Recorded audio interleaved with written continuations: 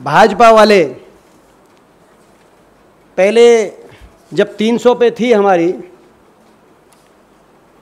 तब cylinder, gas के cylinder को सड़क अपने सर पे रखकर, अब कई मंत्री बने उनमें से, सर पे रखकर प्रदर्शन करते थे सिलेंडर को। अब 1000 पे पहुंच गया, अब टैंकर को रख के उनको करना चाहिए, अपने टैंकर को उठाएं। सरकार ने किसान को धोखा तो दे दिया है आमदनी दुगनी करने के मामले में, और एमएसपी की कमेटी गठित करने के मामले में, संयुक्त किसान मोर्चा के समझौते के मामले में, मगर नीति आयोग की जो वक्तव्य आया उससे लगता है कि अब जो कसर बाकी थी, नीति आयोग की जो ये स्टेटमेंट आई है, जो धोखे का, किसान के धोखे का जो घाव, विश्वासघात का घाव कमर पे होता है, पीठ पे होता है, किसान के से विश्वासघात करके उसकी कमर में जो घाव सरकार ने दिया है, नीति आयोग ये वक्तव्य देके उस घाव में नमक फेंकने का, मैं छिड़कने नहीं कहूँगा, नमक फेंकने का काम कर रहा है। कि मांग है किसान आंदोलन की, वो मांग क्या है? वो मांग है कि पारदर्शिता से फसलों का न्यूनतम समर्थन मूल्य निर्धारित किया जाए, और वो जो फसल हैं उन फसलों का एम्बिट बढ़ाया जाए। एम्बिट बढ़ाने का ये मतलब नहीं एमएसपी घोषित कर दो लेकिन खरीद मत करो, उसका कोई मायने नहीं है, जैसा आप जानते। उसका मतलब ये है कि जो एमएसपी घोषित की जाए वो कानूनी जिम्मेदारी रहे कि उस पे सरकार खरीद करे। ये आंदोलन है, ये आप समझ गए। आपका जो प्रश्न है उसका बड़ा सरल उत्तर है। और क्या एमएसपी होनी चाहिए, दूसरी बात ये, वो तो जो असली मांग थी वो थी जिसको इनको भुला दिया इन्होंने, क्योंकि ये एक के बाद एक जो था वो भी छीनना चाह रहे हैं। तो किसान एमएसपी छीनना चाह रहे थे तो किसान एमएसपी पे बैठ गया कि हमें एमएसपी चाहिए। किसान की असली मांग तो थी कि एमएसपी जो निर्धारित करने का फॉर्मूला है वो भी गलत है, वो फॉर्मूला बदला जाए स्वामीनाथन कमीशन के अनुसार। आप भूल गए, आपने देखा होगा, अब स्वामीनाथन कमीशन भी भूल रहे हैं कि C2 के फॉर्मूले कॉस्ट पे, जिसमें C2 में क्या होता है, ज़मीन की क्या कीमत है, कोई कई सारे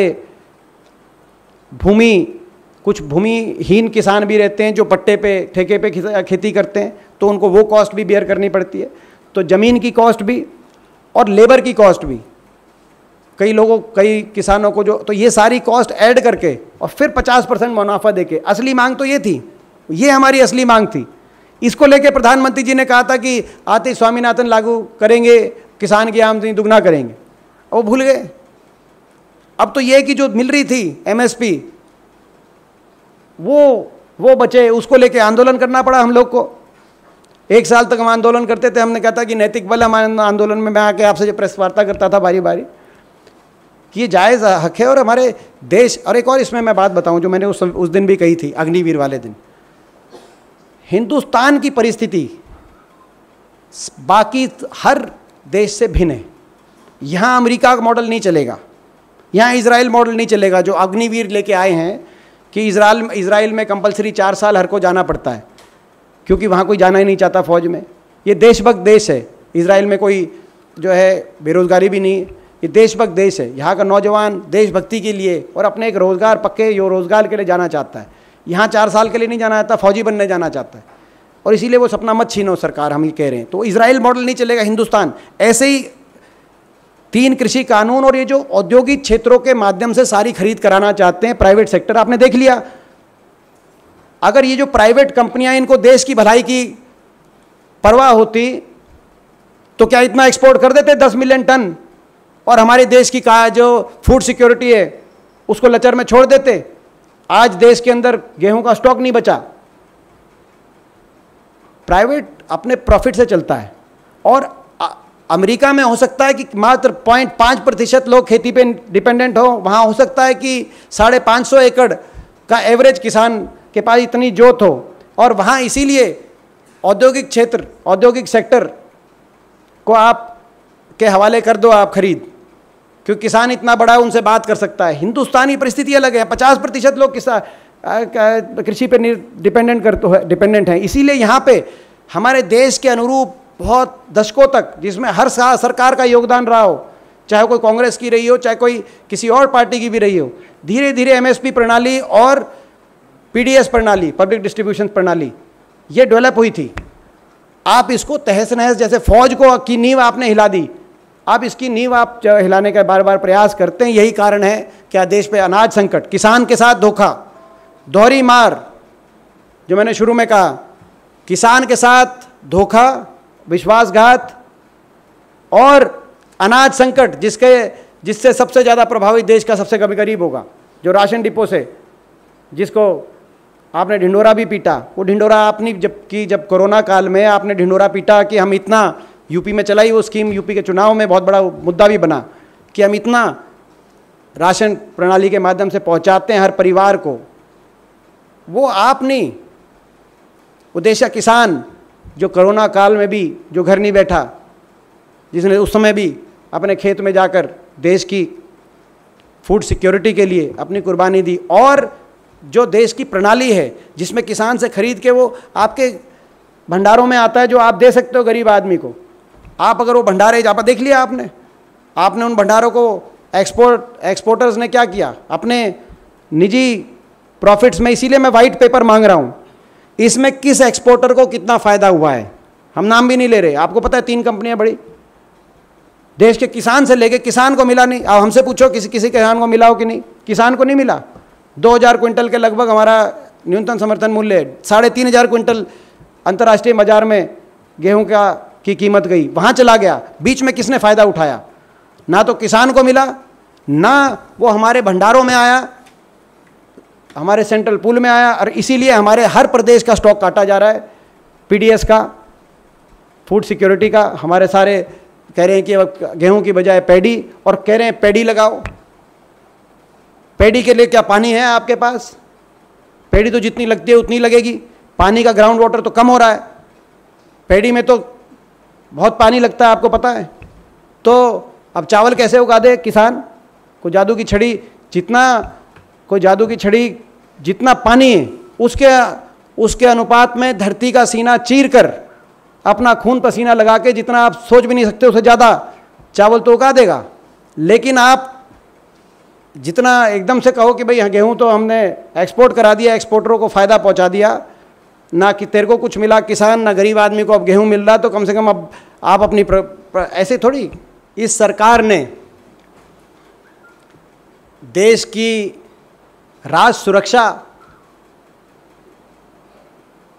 के साथ भी खिलवाड़ किया, अग्निपथ लाकर, खाद्य सुरक्षा के साथ भी खिलवाड़ किया, प्राइवेट एक्सपोर्टर्स को इस प्रकार से देश के गेहूं को बाहर अपने मुनाफे के लिए भेजने के लिए परमिशन देकर, और किसान की आय सुरक्षा के साथ भी खिलवाड़ किया। एमएसपी को जिस तरीके से बार बार एमएसपी प्रणाली को ये सरकार डिस्टर्ब करने की बात करती है, तो ये तो इन्होंने जो विश्वासघात के जख्म है उन पर नमक छिड़का है। बल्कि उससे पहले क्या हुआ, संयुक्त किसान मोर्चा के साथ सरकार का एक समझौता हुआ किसान आंदोलन के साथ कि एक कमेटी बनेगी एमएसपी के लिए।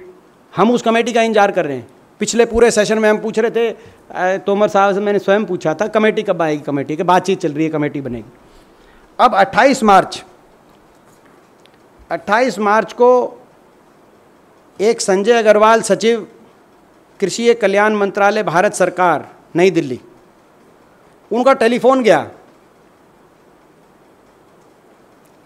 गया संयुक्त किसान मोर्चा के पास, और उसमें कहा कि मौखिक रूप से कि आप 2-3 नाम दे दीजिए।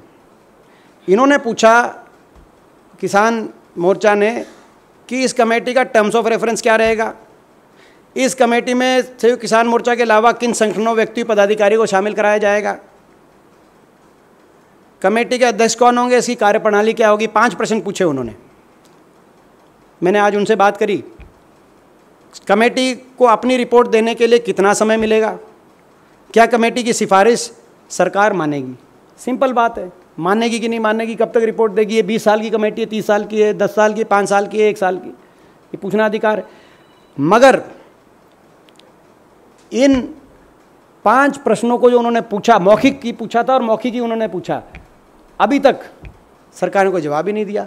तो स्पष्ट रूप से बात है कि उस विश्वासघात तो सरकार करने का मन बना चुकी है, ना तो कमेटी बनाने में इतना समय। उनको हम बहुत बहुत शुभकामनाएं देते हैं, उनके जीवन का नया अध्याय शुरू हो रहा है। मेरे मित्र रहे हैं, लोकसभा में हमारे साथ साथी सांसद रहे हैं लंबे समय तक, तो हमारी को बहुत बहुत शुभकामनाएं देता हूं। जो परिवार जिससे शादी जिसमें हो रही है वो हरियाणा की हैं, तो जो है तो अब हरियाणा के वो जवाई हो गए, तो पंजाब के मुख्यमंत्री हैं, हरियाणा के जवाई हो गए। तो हमें खुशी है कि जीवन का नया अध्याय वो शुरू कर रहे हैं, उनको शुभकामनाएं।